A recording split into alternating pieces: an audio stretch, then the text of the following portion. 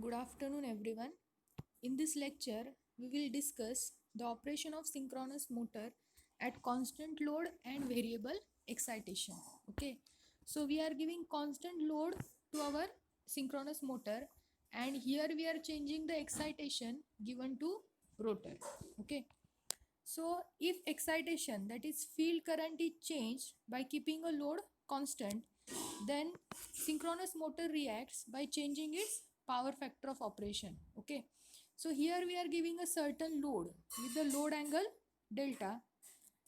In this case, the excitation changed, EBPS is also changed, and ZS, which is the losses present in the motor, will remain always constant. Okay, so here our load is constant. So as load is constant, the output is constant. Okay, so as output is constant, the with the constant losses, the input power is also or must have to remain constant. Okay, so what is the input power? Input power P in is equals to root 3 VLIL cos phi. Now if we convert it into phase, it will be 3 VPH IPH cos phi. Now if you observe this equation, this 3 VPH IPH cos phi, in this equation VPH is constant, that is supply voltage. Now to maintain the input power constant, this remaining factor, which factor is remaining, IPH into cos phi, this product must have to remain constant. Okay, so see in the next line, as VPH is constant, to maintain the power input constant, we have to maintain IPH cos phi constant. So we are focusing on this thing, IPH cos phi. Okay, so in this point we have to maintain this IPH cos phi constant. So to maintain this product constant, our motor is reacting, or our motor is changing the value of cos phi. Okay, so if I say the current is increased, this IPH is increased. Okay, see in the second line, this IPH is increased, then cos phi has to decrease to maintain this product constant. If I say this current drawn by motor IPH is decreased, so cos phi value should increase to maintain this product IAPH cos phi constant. So that's why our motor is changing its power factor in case of variable excitation condition. Variable excitation, and the most important is load must remain constant. Okay, so we are giving variable excitation to our motor, suppose in a 4 cases. Now which are those 4 cases? First one is the normal excitation, then second is the under excitation, third over excitation, and fourth is the critical excitation. So out of that, first we will start with the normal excitation. Now what is normal excitation? When excitation is adjusted to get EBPH is equals to VPH, whatever voltage we are giving to the motor, that is exactly equal to the back EMF induced by the motor. We have to adjust the excitation given to rotor in such a way that back EMF induced in a stator is equals to the supply voltage given to stator. Then that is the induced EMF is equals to applied voltage.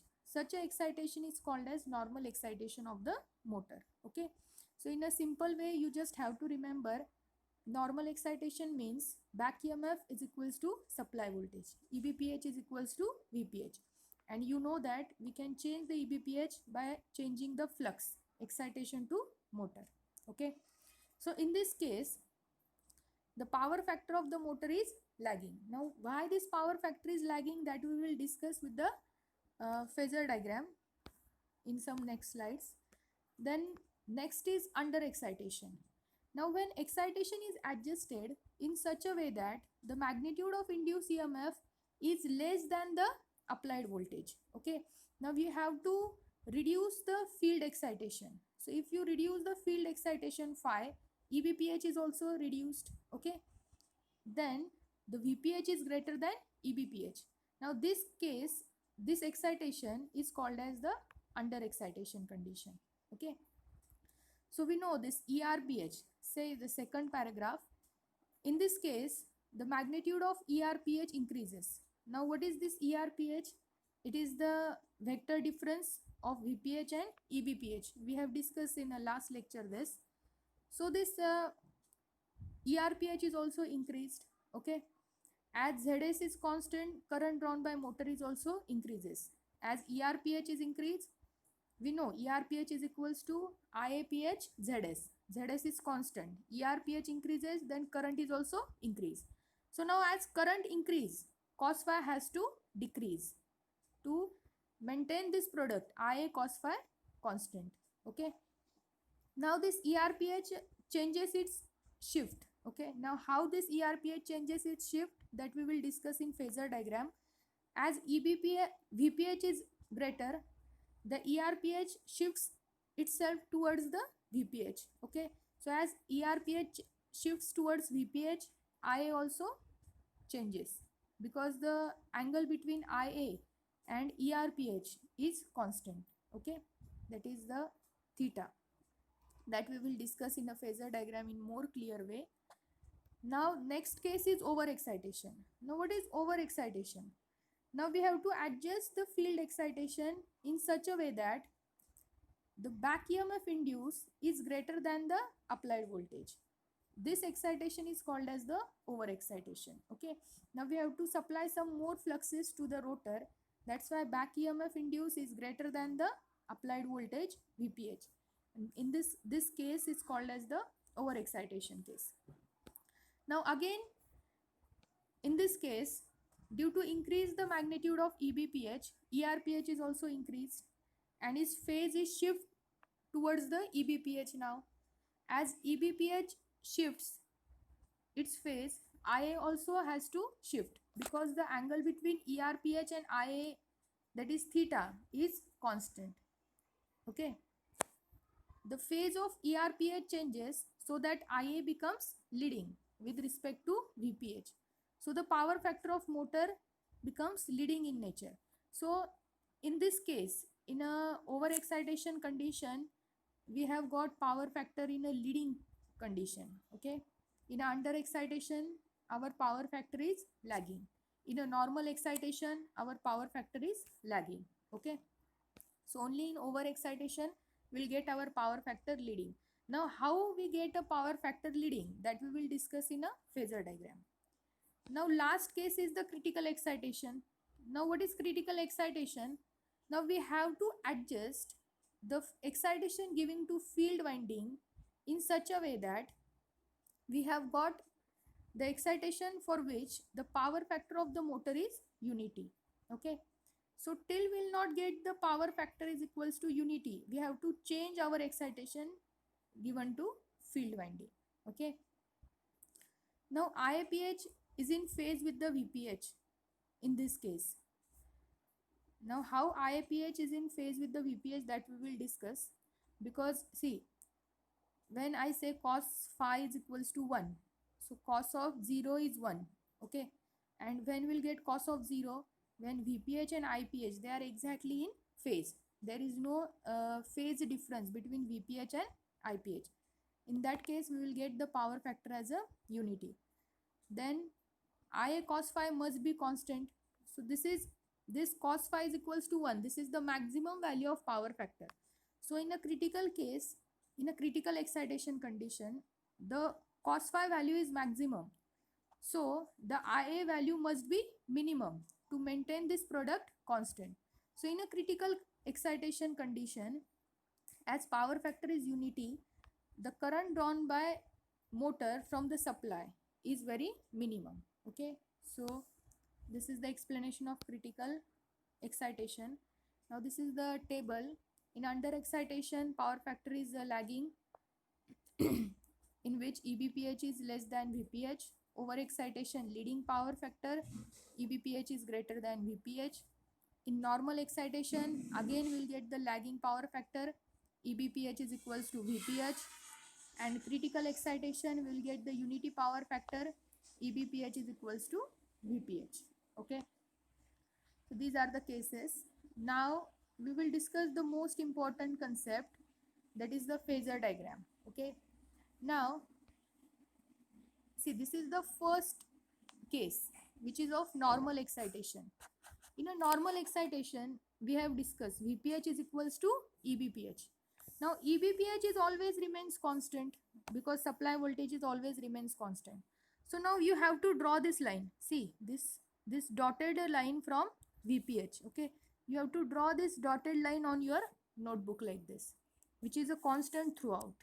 Okay, then the next dotted line here, this dotted line. Okay, now this is I cos phi constant line. Now you have to draw this constant line also like this in your notebook. So whenever you draw VPH, your VPH will be like this along from this point to this point, which is constant. Okay, for all four cases. And your I cos phi is also line, will also lies between within this line from this O, from this dotted line to this second dotted line. Okay, so these are the constant lines. This is the origin point O line, okay, which will be the constant throughout for four cases. Then this IA cos phi line will be constant for all four cases, and this is VPH constant line for all four cases. Okay, you have to draw this. Now for first case, this is the VPH and EBPH. For normal case, for normal condition, VPH is equals to EBPH, so both the magnitude are same. Then this angle delta, consider this angle delta is 30 throughout constant for all four cases. So while drawing on your notebook, you will take this delta as a 30 degree, okay, constant for four cases.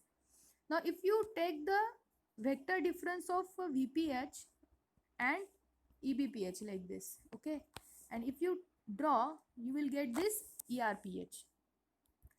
Now the angle between ERPH and IA is constant. Okay, so the angle between ERPH and IA is constant, that is theta. If you see here, you will observe this is theta. So as ERPH is exactly at this position, your IA is lagging with the voltage V, with the angle phi. Okay, so that's why in normal excitation condition we'll get the power factor as a lagging. This much clear? Now we will move towards the next case. This is the under excitation case. Now under excitation case, if you observe, EBPH magnitude, this EBPH magnitude is lesser than the VPH magnitude. Now if you take the vector difference of VPH and EBPH, this ERPH phase will move towards the VPH. This phase will move towards the VPH. Why it will move? Because the magnitude of VPH is greater. So as EBPH move towards the VPH, this IA will also move downward, is it?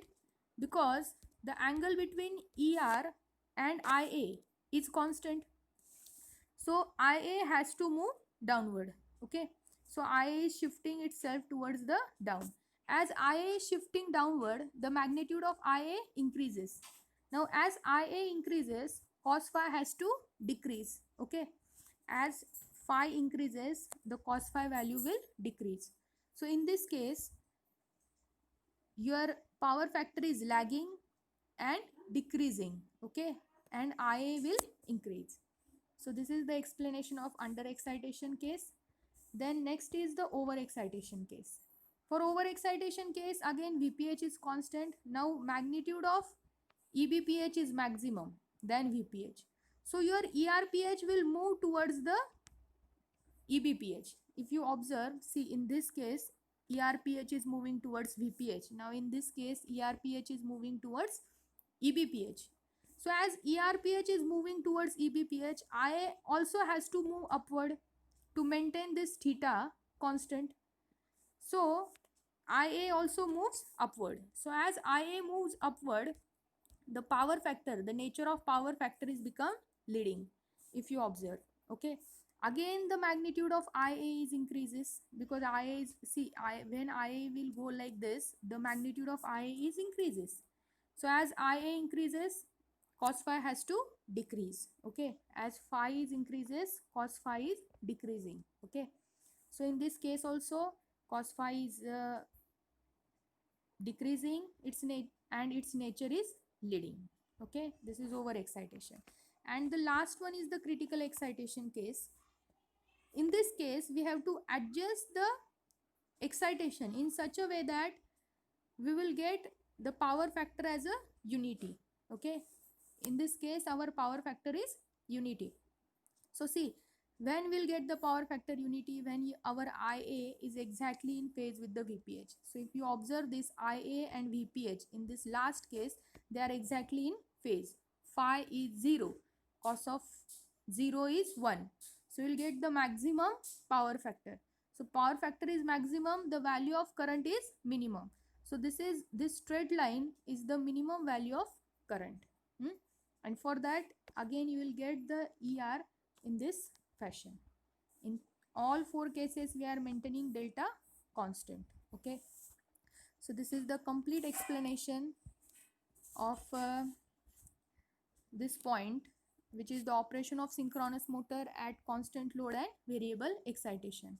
So we have discussed this point with the help of four cases: the normal excitation, under excitation, over excitation, and critical excitation. Thank you.